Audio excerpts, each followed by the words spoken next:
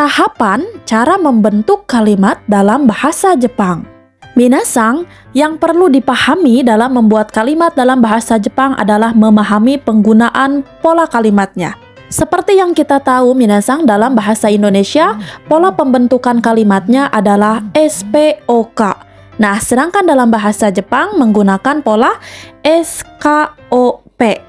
Tentu saja pola ini sangat terbalik ya minasang dengan penggunaan kalimat dalam bahasa Indonesia.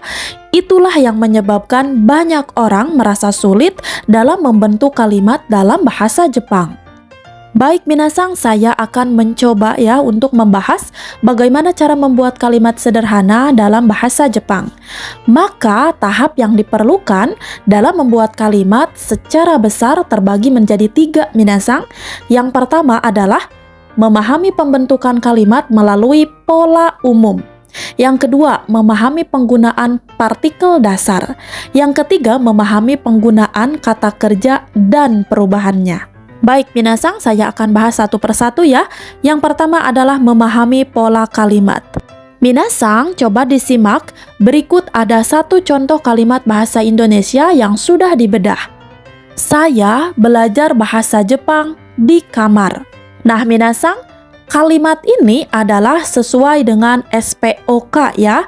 Subjeknya adalah saya, kemudian predikatnya adalah belajar, objeknya adalah bahasa Jepang, keterangannya di kamar. Nah kemudian bagaimana kalimat ini kita ubah ke dalam bahasa Jepang? Saya belajar bahasa Jepang di kamar.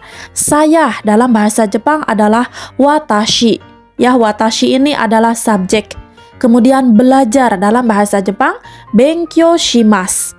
Benkyou shimasu ini adalah predikat. Bahasa Jepang. Dalam bahasa Jepang adalah nihongo. Dan nihongo ini adalah objek. Di kamar, dalam bahasa Jepang, heya de. Dan ini adalah keterangannya. Nah, kalimat ini jika mengikuti pola SKOP menjadi saya di kamar bahasa Jepang belajar. Jadi, dalam bahasa Jepang, kalimat utuhnya menjadi watashi wa heya de nihongo wo benkyou shimasu.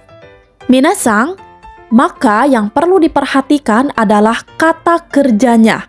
Jadi minasang jangan sesekali meletakkan kata kerja setelah subjek jika dalam kalimat itu memiliki objek dan kata keterangan. Ya, watashi wa benkyou shimasu nihongo desu. Nah minasang, kalimat ini salah besar ya.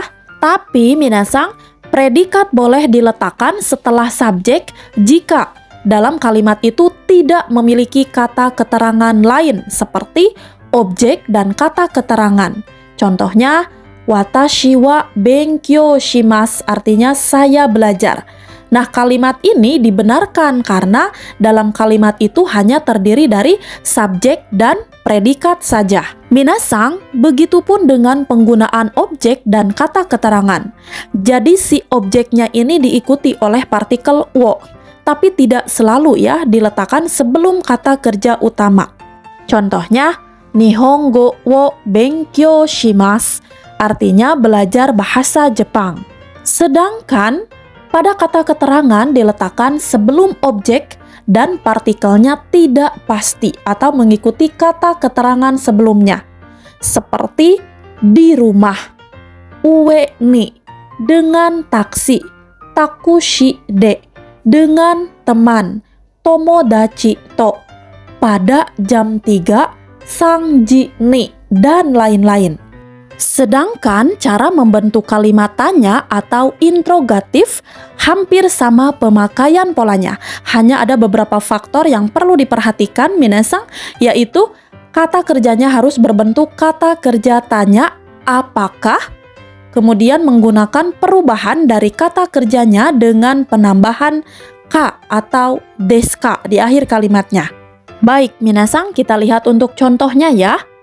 Apakah kamu makan nasi? Dalam bahasa Jepang, anata wa gohan wo tabemasu ka? Apakah kamu belajar? Anata wa benkyou shimasu ka? Kemudian, apakah kamu membeli buku? dalam bahasa Jepang, anata wa hon wo kaimashita ka?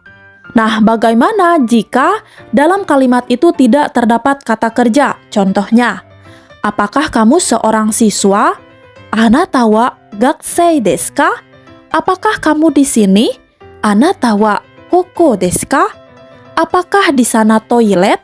Toire wa asoko desu ka? Minasang, saya yakin untuk bentuk pertanyaan dalam bahasa Jepang minasang pasti sudah pada tahu ya.